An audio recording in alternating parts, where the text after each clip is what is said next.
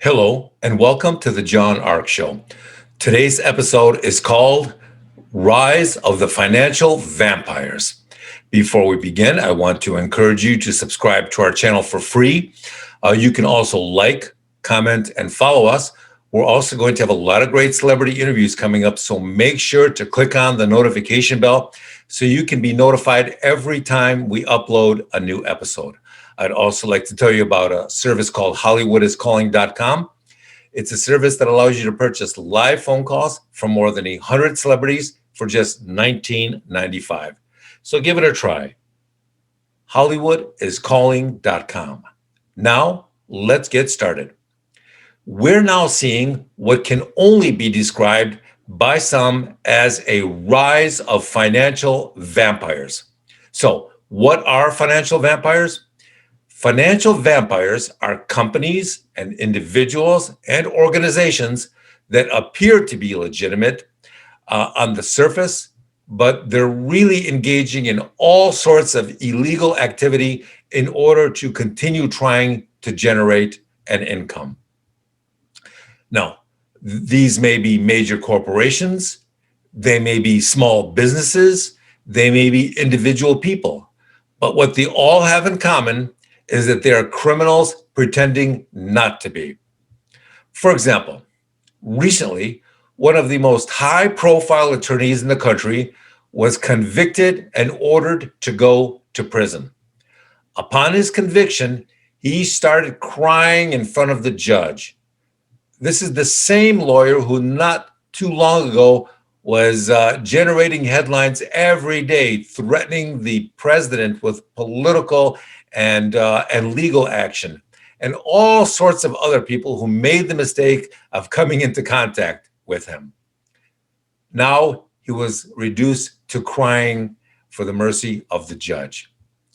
Financial vampirism is also really growing in the corporate sector.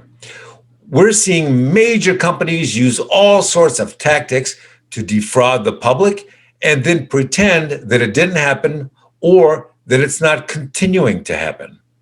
In fact, pretending that it's not going on is a big part of this financial vampirism.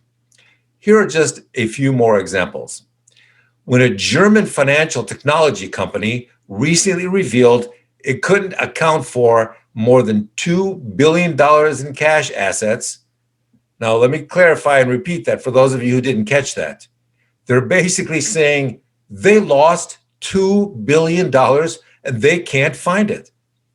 Now, the news reduced the company's stock price because of this announcement by 90% and prompted the resignation of its CEO.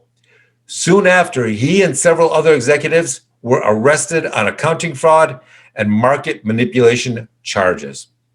They couldn't find $2 billion. It just disappeared. Better check under the sofa. You better check in the cafeteria. Maybe it's out in the parking lot somewhere. We don't know. Could be anywhere. Who knows? These things happen. $2 billion.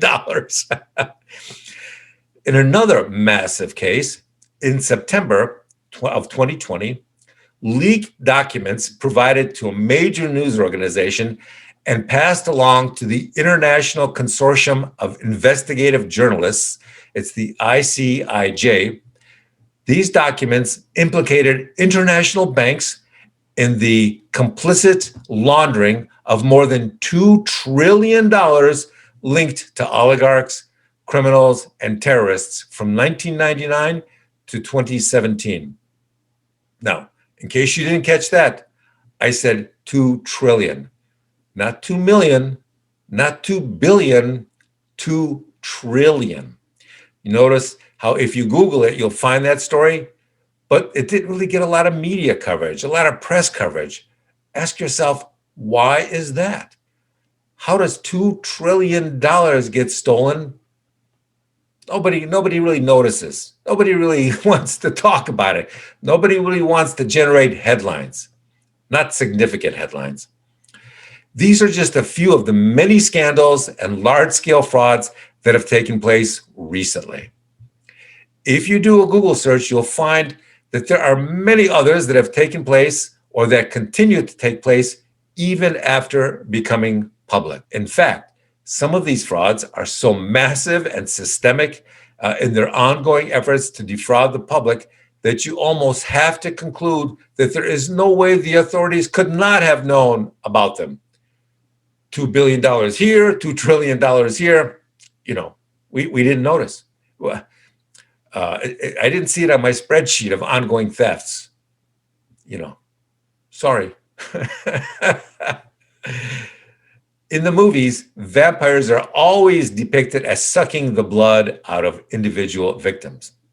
In reality, it appears that these corporate financial vampires are able to routinely suck the money out of entire nations, states, and companies and large groups of customers, clients, virtually anybody else that they come in contact with. What's interesting about the enormous proportions of some of these frauds is that because it's so massive, most people just assume that it can't be true. You've heard the expression that the bigger the lie, the more people will believe it. Well, that appears to also be the case with financial vampires and their massive financial frauds. The more audacious and preposterous the fraud, the less likely it is to be discovered. Do you remember how long Enron was defrauding customers and regulators? They got away with it for years, and everyone just pretended what they were doing must be legit because they're such a large entity. Somebody that big wouldn't commit fraud. They're regulated. Then one day, a single reporter started asking them questions that they couldn't answer, and then the whole fraud started to unravel. The same thing appears to be happening now, only on a much greater scale. We suspect that some of these frauds are unraveling and exposing themselves to the public because the economic slowdown caused by the lockdown over the last 15 months has had such a devastating effect on them that they're simply unable to keep concealing and hiding what they've been doing. This is why it's all imploding for some of these financial vampires. I'll tell you what's even more interesting, and that is how the money from these frauds just keeps disappearing time after time after they're discovered, after they're being investigated. No matter how many forensic investigators or auditors are assigned to track down the ill-gotten proceeds that they have stolen, they never seem to be able to find most of it. That's really remarkable because modern banking technology and accounting principles allow them to track every dollar of every transaction that ordinary people make when they conduct their business. But for some reason, when billions of dollars disappear, it's just untraceable. It's a head scratcher. Let's all scratch our heads and see if maybe the money will reappear. In fact, you could say that it's sometimes easier for them to steal $1 billion or $1 trillion than it is for some people to steal $1.